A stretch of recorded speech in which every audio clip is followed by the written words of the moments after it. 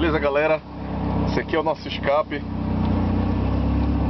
totalmente de aço inox, com borboleta.